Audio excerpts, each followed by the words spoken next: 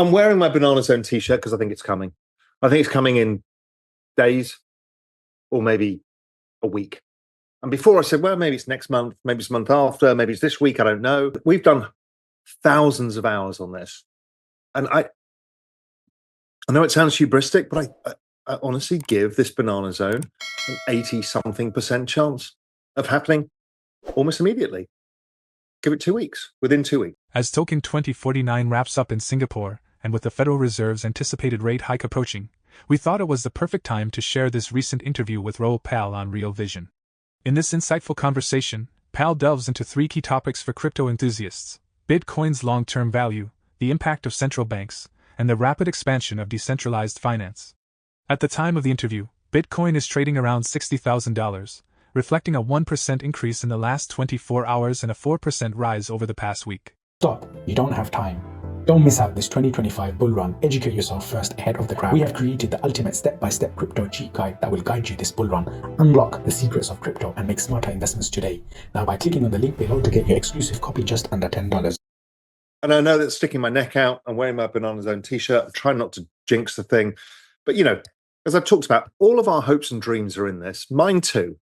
Real Vision as a business. Almost everybody I speak to, you know, I've been on the phone with a few, billionaire GMI subscribers, friends of mine. Everybody wants this to happen. Everyone needs this to happen because people are invested. Now, technology, there's a bunch of other ways of skinning this cat, but really people have been like this with high interest rates, a slow business cycle where ISM has been bumping along. And I know people like a lot of, people on Twitter are like, oh, well, my God, the markets are all-time high. What's everybody complaining about? Speak to real people when their mortgages are like that, their interest payments are like that, their credit card bills are like that. Speak to corporations who are trying to borrow money that aren't kind of, AAA rated tech companies that have no debt. All of this stuff. It has been very, very difficult for a while. Rates have been the highest they have for a very long time. The rate of change of interest rates was enormous. Inflation is now wildly below interest rates. So real rates are ridiculously restrictive. And people feel it. People are not happy. People don't have personal expenditure abilities to do what they want. But it's coming.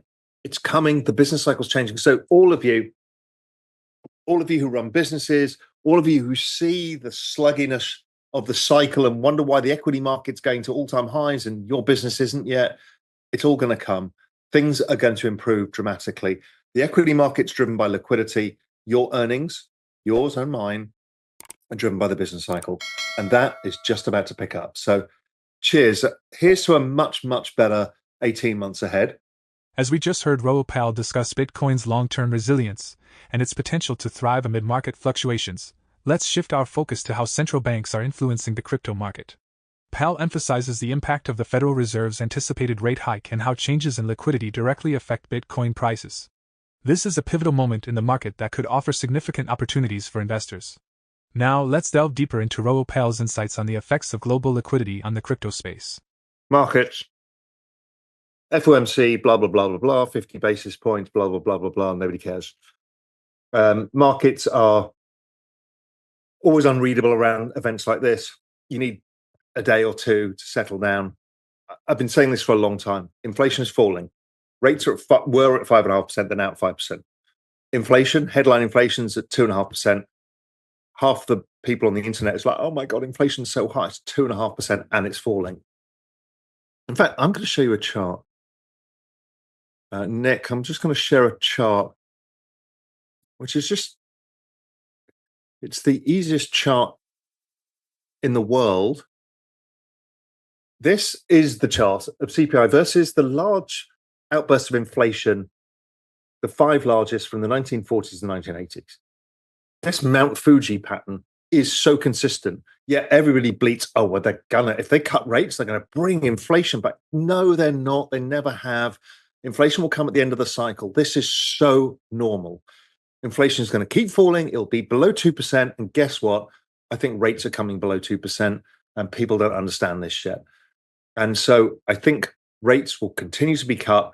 The market doesn't understand this. Rates are part of financial conditions that should continue to improve. In fact, do I have a financial conditions chart on? I've stolen Julian's charts from our Exponential Age Asset Management investment committee meeting this morning. That one's basically the rate of change of interest rates versus the ISM survey. Don't tell Julian I'm doing this. He'll get pissed off because I'm using his charts. But our GMI model, it shows that ISM, the business cycle's all about to pick up. All the talk about recession and everything is just utter nonsense. We've actually got economic growth signposted everywhere whilst inflation is falling. So that's the big story. So the Fed, blah, blah, blah, blah, blah. But generally speaking, risk assets should be doing really well. And risk assets are doing really well because guess what? As I've talked about, bleated about, explained to you in the Everything Code is global liquidity. This is the time. They have to roll the debts. Global liquidity is going to go up. And hey presto, it's going up just like it did every other time. So that's global M2. We can use GMI weekly global liquidity, which is just central bank orientated. Less exciting yet. When we get to the Chinese, their assets, their balance sheet in white, that's cyclical.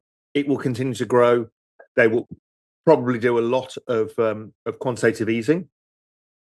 But generally speaking, overall, the GMI total liquidity index breaking out. So this is the banana zone. I posted this on Twitter. Global M2, 10-week lead over Bitcoin. Do you need anything better than that? Oh, wait. I can give you something better than that. I can give you the GMI total liquidity, which is both private sector and state sector liquidity versus Bitcoin. It says the banana zone is here. That's the only thing I can think of, is that everything I look at says the banana zone is here. Bitcoin seasonality, election years, October, up only. Right? And these are big moves. Same in the Russell 2000. Here's Bitcoin last year versus this year. I mean, really? And this is La La Land, ETH last year versus this year.